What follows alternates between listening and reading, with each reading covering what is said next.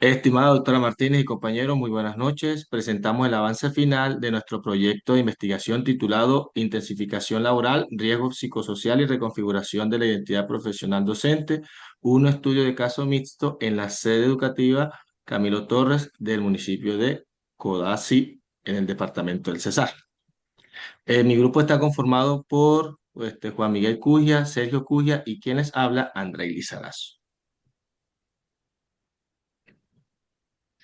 Para abordar el problema, partimos de lo que denominamos una disonancia estructural.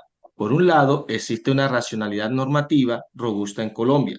Ejemplo de esto son el decreto 1655 del 2015, en donde se crea el sistema de gestión de seguridad y salud en el trabajo y las acciones de promoción de bienestar docente a cargo del FOMAT.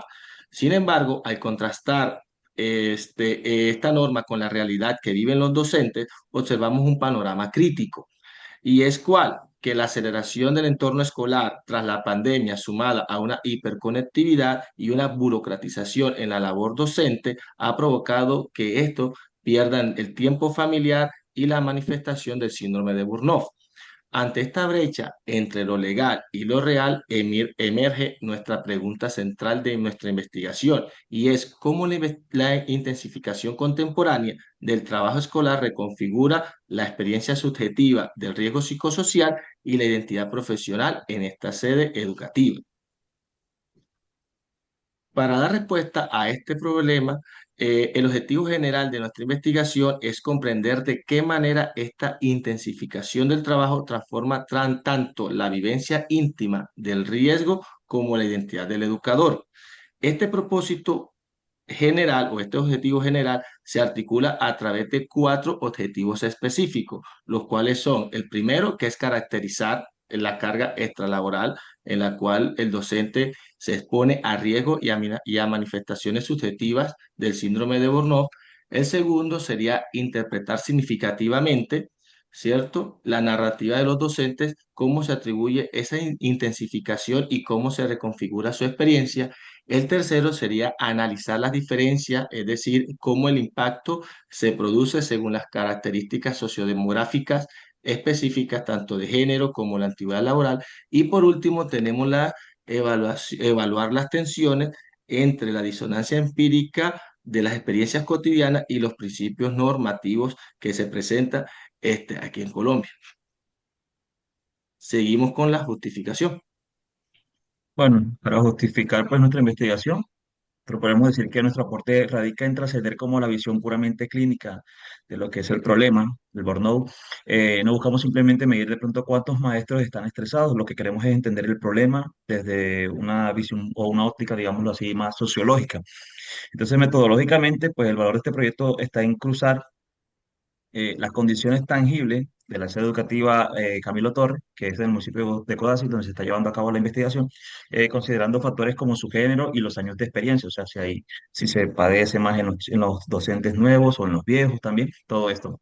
Y en la práctica, pues este trabajo entregará pues herramientas reales a la entidad, pues Secretaría de Educación, que es la que se encarga de, digamos, de regirnos o de vigilarnos, demostrando que si son efectivas o no las políticas preventivas de salud que nos están que nos están dando como tal o nos están brindando por parte también del FOMAT dentro de la cotidianidad del aula. Siguiente. Bueno, en cuanto a las proposiciones, pues al ser un estudio cualitativo, interpretativo, pues no buscamos como tal generalizaciones estadísticas, sino comprender más que todas las vivencias profundas de cada docente. Entonces, nuestra proposición central es la disonancia normativa, ¿ya? Y ver que en esta existe un choque frontal entre lo que dictan las políticas de protección del docente, como el sistema de gestión de seguridad, el FOMAT, y la realidad que vive el docente día a día. Entonces, de aquí surgen también dos grandes supuestos.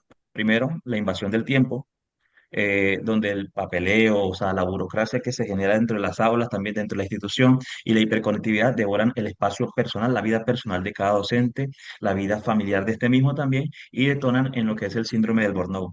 Y segundo, pues la identidad defensiva. Frente a un sistema pues ineficaz, ineficiente un poco también, el docente pues transforma su identidad adoptando tácticas de resistencia y un marcado escepticismo para poder, digámoslo así, como que sobrevivir dentro del aula o dentro de la institución. Siguiente.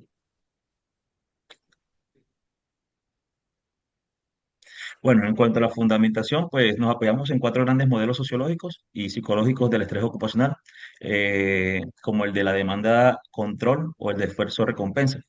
Bueno, pero sin embargo también pues lo más importante aquí, ilustramos aquí en nuestra brecha empírica, digámoslo así, hoy en día sobra la evidencia estadística mundial sobre el síndrome del Burnout. O sea, hay bastante evidencia que puede respaldar nuestra investigación, abundan, digámoslo así, pero también existe un inmenso vacío en cuanto a la literatura respecto a la voz del maestro, o sea, lo que pueda decir el maestro frente a toda esta problemática, no hay como un respaldo en cuanto a eso.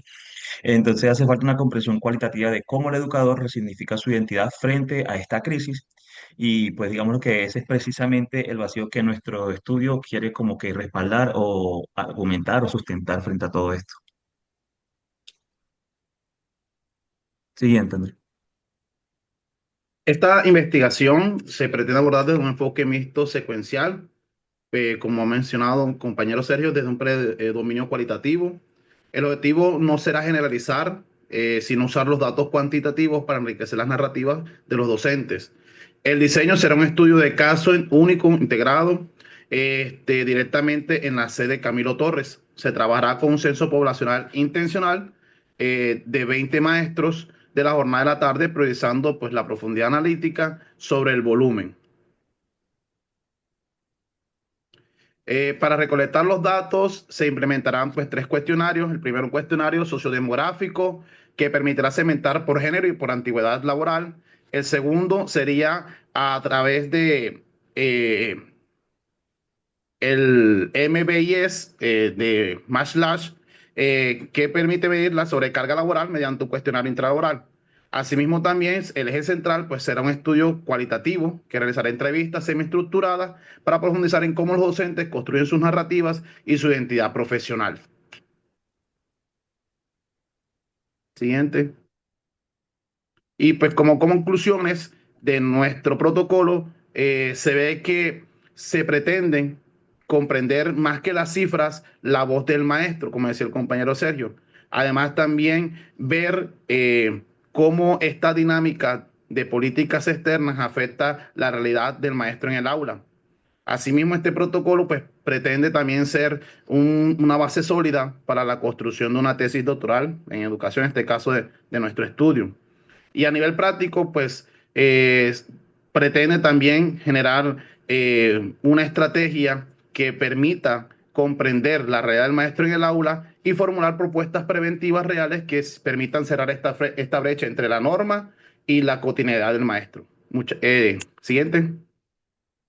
Por último, compartimos pues los autores que han dado sustento a nuestro protocolo de investigación y que nos han permitido pues comprender esta realidad de estudio.